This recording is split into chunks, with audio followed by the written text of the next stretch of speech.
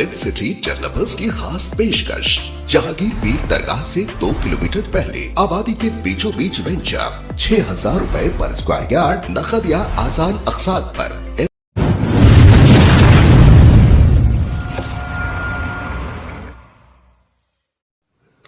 इस खबरनामे को पेश करदा अलमन्नान ज्वेल्स, शालीबंडा, हैदराबाद।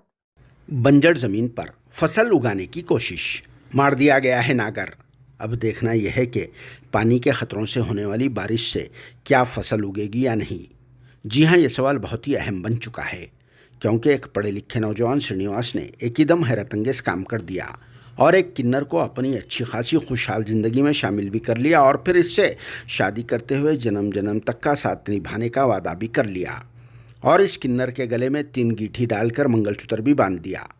जी हाँ, यह वाक़या तेलंगाना स्टेट के सिरसिल्ला डिस्ट्रिक्ट वेमुलावाड़ा में का है, जहाँ 17 जून हफ्ते की सुबह 23 साल उम्र वाले श्रीनिवास और 22 साल उम्र वाले एक किन्नर पिंकी ने वहाँ की एक मशहूर व मारूफ राजा राजेश्वरा स्वामी मंदिर में शादी कर ली है, जहाँ श्रीनिवास ने पंडित जी की मौजूदगी में भगवान को साक्षी मांगकर पिंकी को अपना जीवन साथी बना लिया। और इस शादी के बाद दुल्हा दुल्हन बहुत ही ज़्यादा खुश भी नज़र आ रहे थे और फिर अपनी ज़िंदगी की नई शुरुआत से पहले खुशगवार मूड में कुछ तस्वीरें भी लिए और फिर तकरीबन लोगों ने दुल्हा दुल्हन को आशीर्वाद देकर उनके साथ अपनी नेक तमन्नाओं का भी इजहार किया।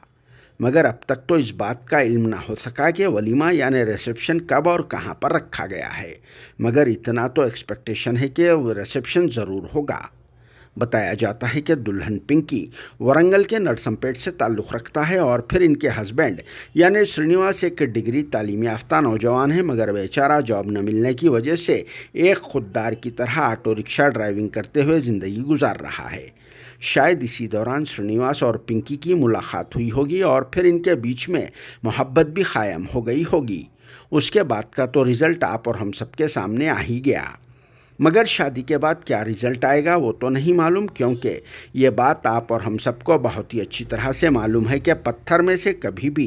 पानी नहीं निकाला जा सकता। मगर फिर भी श्रीनिवास शायद इस कहावत को झुटलाने के लिए कोशिश करते हुए पिंकी से शादी कर लिया होगा,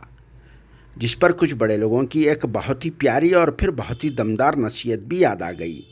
क्योंकि अक्सर व बेशतर बड़े लोग यही कहा करते हैं कि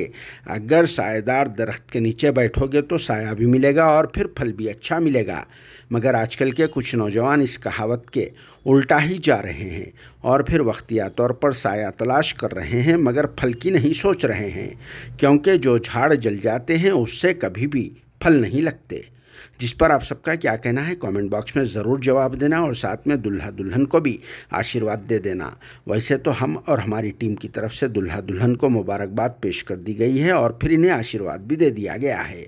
मगर शादी की खुशी के इस मौके पर शिरकत ना हो सकी उस बात का तो मलाल रहेगा। अगरचे वलीमा यानी रिसेप्शन हुआ और फिर दुल्हा दुल्हन की तरफ से इन्वाइट किया गया तो टाइम निकाल कर जाने की ज़रूर कोशिश की जाएगी।